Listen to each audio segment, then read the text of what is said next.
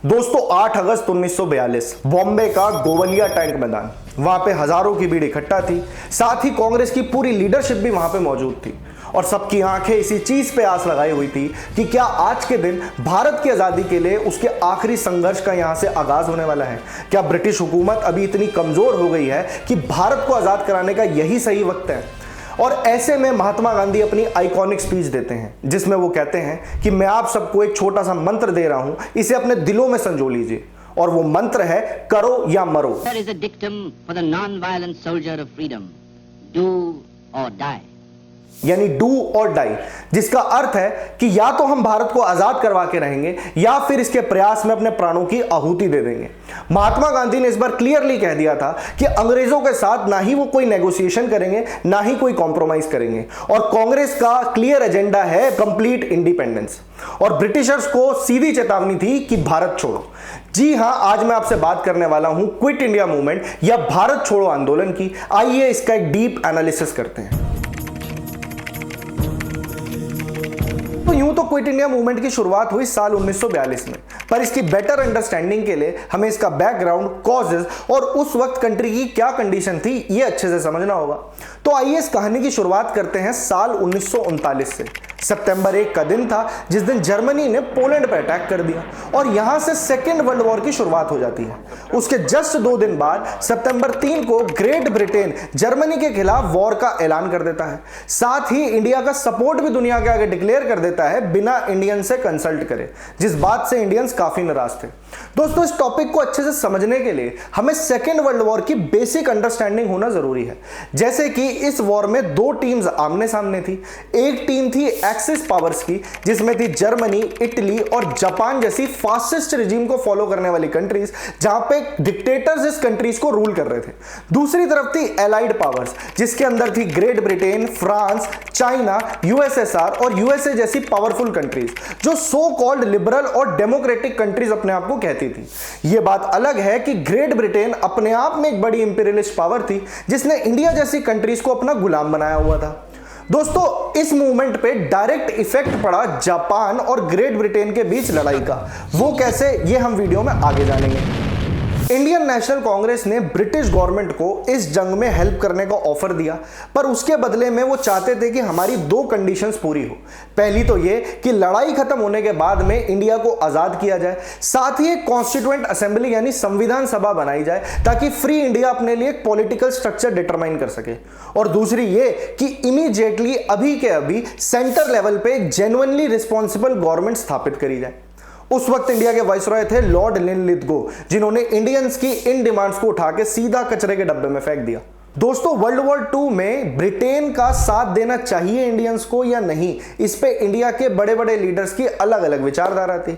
Example के तौर पे शुरुआती दिनों में महात्मा गांधी का यह कहना था कि अभी इंडियंस को एलाइड फोर्सेस का साथ देना चाहिए क्योंकि उनकी लड़ाई टोटलिटेरियन और नाजी गवर्नमेंट के खिलाफ है।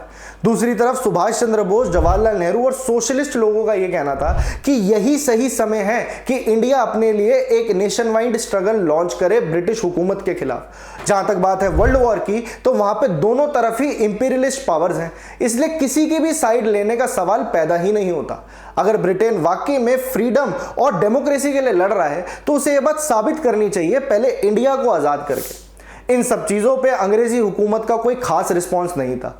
अक्टूबर 23, 1939 को कांग्रेस वर्किंग कमेटी की एक मीटिंग होती है, जिसके दौरान इंडिया के अंदर जितनी प्रोविंसेस में कांग्रेस मिनिस्ट्रीज थी वो सब एक साथ रेजिग्नेशन दे देती हैं।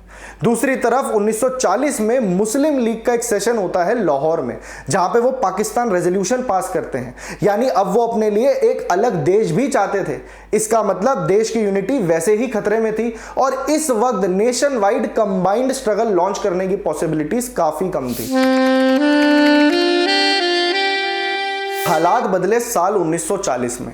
यह वो समय था जब हिटलर बहुत सक्सेसफुल था वर्ल्ड वॉर के अंदर। वो बेल्जियम, फ्रांस और हॉलैंड जैसी टेरिटरीज पे अपना कब्जा जमा चुका था, जिस वजह से ब्रिटिशर्स अब बहुत ज्यादा टेंस थे और ब्रिटिश गवर्नमेंट किसी भी तरीके से इंडिया का सपोर्ट चाहती थी वर्ल्ड वॉर के अंदर, इसलिए अब वे इंडिया के साथ नेगोशिएट करना चाहते थे। साल 1940 में अगस्त के महीने में वाइसराय इंडिया के लिए एक ऑफर लेके आए, जिसे हम अगस्त ऑफर के नाम से जानते हैं। इस ऑफर के मुताबिक ब्रिटिश गवर्नमेंट ने कहा कि उनका ऑब्जेक्टिव इंडिया में डोमिनियन स्टेटस बनाने का है। आइए दोस्तों ये जानते हैं कि डोमिनियन स्टेटस क्या होता है। डोमिनियन स्टेटस कंप्लीट इंडिपेंडेंस नहीं होता है, इसका मतलब होता है सेमी इंडिपेंडेंट कॉलोनीज। एज्यूम कर लीजिए अगर इंडिया को डोमिनियन स्टेटस में लाया जाता तो एक्सटर्नल अफेयर्स, डिफेंस और कम्युनिकेशन से रिलेटेड सारे मैटर्स पे ब्रिटिश गवर्नमेंट ही रूल करती, पर जितने भी इंटरनल मैटर्स हैं उस पे इंडियंस खुद से डिसाइड कर सकते थे। दूसरा बड़ा ऑफर, इस ऑफर के अंदर यह दिया गया कि पहली बार ऑफिशियली कॉन्स्टिट्यूएंट असेंबली बनाने की डिमांड को मंजूरी दी गई जो आगे जाके भारत का संविधान बनाएगी।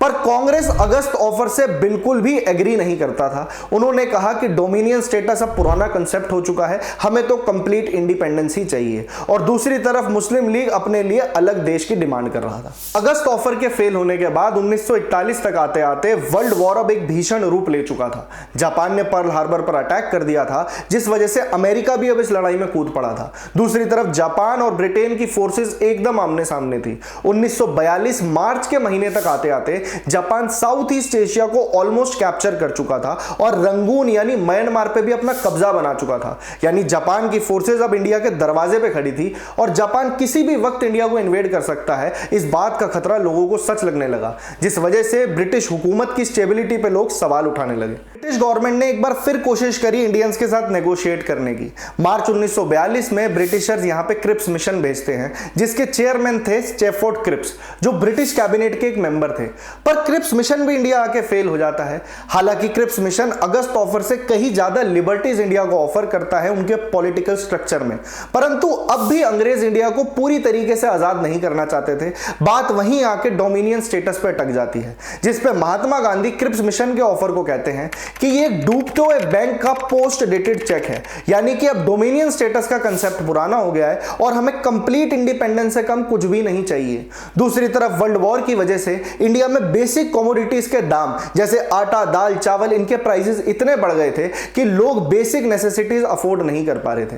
तो ये कुछ सिनेरियो था उस वक्त इंडिया का, जिस वजह से पानी अब लोगों के सर के ऊपर जा चुका था और यहां से नींव रखी जाती है एक बड़े संघर्ष की।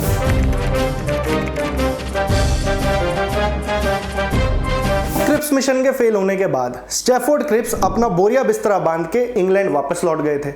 इससे एक बात तो तय हो गई थी कि अंग्रेज किसी भी कीमत पे भारत छोड़ने को राजी नहीं है, इसलिए इनको भगाने के लिए एक बड़ा मूवमेंट ही लॉन्च करना पड़ेगा, जिसकी प्लानिंग के लिए कांग्रेस वर्किंग कमेटी ने एक मीटिंग बुलाई 1942 जुलाई के महीने में वर्धा, महाराष्ट्र में, जहां पे एक रेजोल्यूशन पास किया गया जिसे क्विट इंडिया रेजोल्यूशन या वर्धा रेजोल्यूशन भी कहा जाता है। तो यह बात पक्की हो गई थी कि अब कांग्रेस गांधी जी के नेतृत्व में इस मास मूवमेंट को लॉन्च करेगी। हालांकि क्विट इंडिया मूवमेंट के खिलाफ भी कांग्रेस के कई बड़े नेता थे, जिसमें सबसे प्रोमिनेंट नाम है सी राजगोपालचारी, जिनका कहना था कि यह सही वक्त नहीं है ब्रिटेन के खिलाफ कोई मूवमेंट लॉन्च करने का, क्योंकि वो वर्ल्ड वॉर के अंदर व्यस्त है। अगर कल को ब्रिटेन हार गया तो जर्मनी या जापान में से कोई इंडिया को इन्वेड कर सकता है, इसलिए इस आंदोलन का कोई फायदा नहीं होगा। बहरहाल 8 अगस्त 1942 को बॉम्बे के गोवालिया टैंक मैदान में, जिसे आज अगस्त क्रांति मैदान के नाम से भी जाना जाता है, वहां से गांधी जी ने क्विट इंडिया मूवमेंट का आगाज कर दिया था और अपनी आइकॉनिक स्पीच दी, जिसके बारे में मैंने आपको वीडियो के स्टार्टिंग में बताया था।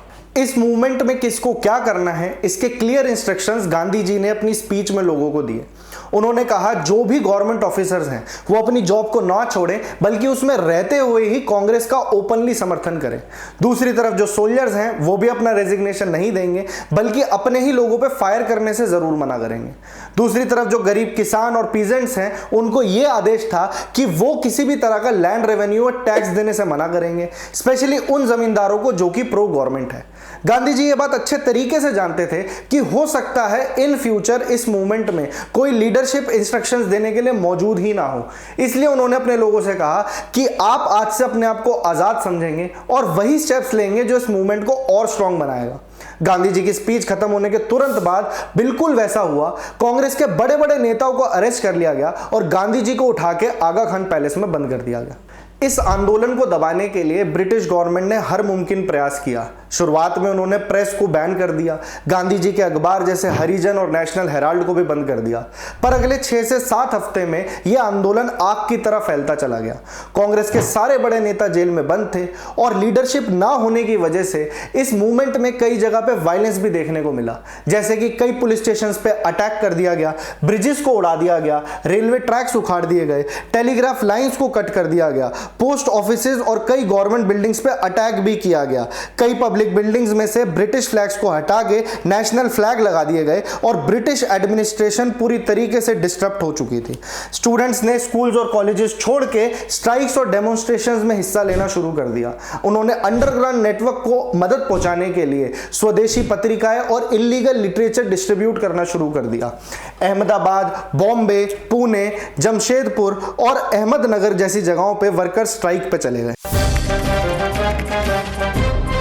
इस आंदोलन में देश के कई कोनों में लोगों ने अपनी पैरेलल गवर्नमेंट्स भी सेट कर ली थी। एग्जाम्पल के तौर पे उत्तर प्रदेश के बलिया जिले में अगस्त 1942 में एक हफ्ते के लिए चिट्टू पांडे नाम के लीडर ने अपनी लोकल एडमिनिस्ट्रेशन चलाई। इसी दौरान उन्होंने कांग्रेस के कई लीडर्स को भी रिलीज किया। इसी तरह का सीन हमें देखने को मिला बंगाल के तामलुक जिले में और बॉम्बे के सतारा में। वहीं बिहार के तिरहुत डिवीजन में तो 2 हफ्ते के लिए कोई गवर्नमेंट अथॉरिटी का नामो निशान ही नहीं था। इस आंदोलन में कई लोगों ने अपनी इनडायरेक्ट हेल्प भी लोगों की करी, जैसे कि बड़े बड़े बिजनेसमैन ने कई तरह के डोनेशंस दिए, स्टूडेंट्स ने मैसेंजर या कोरियर्स का काम करा, वहीं गांव वालों ने किसी भी सरकारी अथॉरिटी को कोई इंफॉर्मेशन पास नहीं करी, और वहीं जो लोग सरकारी महकमों में काम कर रहे थे या पुलिस डिपार्टमेंट में नौकरी कर रहे थे, उन्होंने डिपार्टमेंट की सीक्रेट इंफॉर्मेशन आंदोलन करने वालों को प्रोवाइड करी। पर अब इस आंदोलन को दबाने के लिए ब्रिटिश हुकूमत बर्बरता की सारी हदें पार कर रही थी। दिसंबर 1942 तक 1 लाख से ज्यादा लोगों को अरेस्ट किया जा चुका था और एक सरकारी आंकड़े के हिसाब से 10,000 से ज्यादा लोग पुलिस की गोलियों और लाठियों से मारे जा चुके थे। परंतु इसके बाद भी इस आंदोलन को रोकना इतना आसान नहीं था। गवर्नमेंट के इस रवैये की वजह से कई लोग अंडरग्राउंड चले गए और एक अंडरग्राउंड नेटवर्क चलाने लगे इस आंदोलन को और मजबूत बनाने के लिए। इस अंडरग्राउंड नेटवर्क में कुछ इंपॉर्टेंट लीडर्स उभर करके आए, जिनका नाम था राम मनोहर लोहिया, अरुणा असफ अली, जयप्रकाश नारायण, उषा शर्मा, अच्युत पटवर्धन, बीजू पटनायक और सुचेता कृपलानी। दोस्तों, इस अंडरग्राउंड नेटवर्क में सबसे इंटरेस्टिंग चीज देखने को मिली कांग्रेस रेडियो ब्रॉडकास्ट, जिसकी शुरुआत उषा मेहता ने करी थी, जिन्हें उषा बहन भी कहा जाता था। यह एक तरीके का अंडरग्राउंड रेडियो नेटवर्क था जो सरकार से छुप के किया जा रहा था। इसको सेटअप करने में मदद करी ननका मोटवानी ने, जो उस वक्त शिकागो रेडियो ब्रॉडकास्ट के ओनर थे। इस रेडियो स्टेशन को बॉम्बे की अलग अलग लोकेशन से चलाया जाता था और इसकी फ्रीक्वेंसी मद्रास तक जाती थी। इस रेडियो स्टेशन के थ्रू कई लीडर्स ने राष्ट्रवाद की भावना लोगों के घर घर तक पहुंचाई, जिसने इस मूवमेंट को और बल दिया। पर नवंबर 1942 में इस रेडियो स्टेशन को पकड़ लिया गया और इसे बाद में बंद करवा दिया गया। 1943 के शुरुआती दिनों में आगा खान पैलेस में बंद गांधी जी के ऊपर ब्रिटिश हुकूमत ने दबाव बनाना शुरू किया कि इस आंदोलन में हो रही हिंसा का वह विरोध करे, जैसा उन्होंने नॉन कोऑपरेशन मूवमेंट के दौरान किया था। पर गांधी जी ने इस बार उस गलती को नहीं दोहराया। उन्होंने उल्टा इस हिंसा का जिम्मेदार ब्रिटिश हुकूमत को ही ठहराया। इसके लिए उन्होंने 21 दिन का अनशन करने का फैसला किया और इस अनशन की खबर फैलते ही इस आंदोलन को नई ऊर्जा मिल गई। देश में जगह जगह डेमोन्स्ट्रेशन, स्ट्राइक्स, हड़तालें और प्रोटेस्ट होने लगे। गांधी जी की तबीयत दिन पे दिन बिगड़ रही थी और आगा खान पैलेस के बाहर हजारों की भीड़ इकट्ठा होने लग गई। सरकार को लाखों लाख लेटर लोगों के मिलने लगे, जिसमें वो कहते थे कि गांधी जी को कुछ नहीं होना चाहिए। ऐसे में वाइसराय के एग्जीक्यूटिव काउंसिल में 3 इंडियन मेंबर्स, MS एने, NR सरकार और HP मोदी, इन तीनों ने अपना रेजिग्नेशन दे दिया। हालांकि ये क्विट इंडिया मूवमेंट के खिलाफ थे और गवर्नमेंट के समर्थन में थे, पर वे इस बात से भी डरे हुए थे कि अगर गांधी जी को कुछ हो गया तो उसका जिम्मेदार इन्हें ना माना जाए। इसके बाद गांधी जी की तबीयत और बिगड़ने लगी, जिसकी वजह से उन्हें 6 मई 1944 को रिहा कर दिया गया। इसके बाद मानो यह आंदोलन थम सा गया, चीजें वापस से नॉर्मल होने लग गई और लोगों के मन में यह गम हो गया कि यह आंदोलन हम पूरी तरीके से सक्सेसफुल नहीं करवा पाए। परंतु एक चीज ब्रिटिश हुकूमत को यहां पे क्लियर हो गई थी कि बिना भारतीयों के सपोर्ट के अब भारत पे राज करना इतना आसान नहीं है और एंटी ब्रिटिश सेंटिमेंट्स अपनी चरम सीमा पे थे। लोगों को यकीन हो गया था कि आजादी अब नजदीक ही है। आइए अब जान लेते हैं उन ऑर्गेनाइजेशंस के बारे में जिन्होंने भारत छोड़ो आंदोलन में हिस्सा नहीं लिया। इसमें सबसे ऊपर है मुस्लिम लीग, क्योंकि अब वो अपने लिए एक अलग देश पाकिस्तान चाहते थे, इसलिए उन्होंने इस आंदोलन में हिस्सा नहीं लिया। दूसरी तरफ है कम्युनिस्ट पार्टी ऑफ इंडिया। जब से यूएसएसआर ब्रिटेन के साथ इस जंग में आया, क्योंकि यूएसएसआर एक कम्युनिस्ट कंट्री है, इसलिए कम्युनिस्ट पार्टी ऑफ इंडिया भी इस आंदोलन से दूर रही। हिंदू महासभा भी ऐसी ऑर्गेनाइजेशंस में से है जिसने भारत छोड़ो आंदोलन में हिस्सा नहीं लिया। और इंडियन ब्यूरोक्रेट्स, क्योंकि वो सरकार के साथ शुरू से लॉयल थे, इसलिए वो भी इस आंदोलन से दूर रहे। तो दोस्तों, ये था क्विट इंडिया मूवमेंट यानी भारत छोड़ो आंदोलन का complete detailed analysis. I hope ये वीडियो आप लोगों को अच्छा लगा होगा। मेरा नाम है समर श्रीवास्तव। अगर आप इन फ्यूचर ऐसे और वीडियोस देखना चाहते हैं तो चैनल को अभी के अभी सब्सक्राइब कर दीजिए और अपने विचार कमेंट सेक्शन में जरूर बताइएगा। नमस्कार।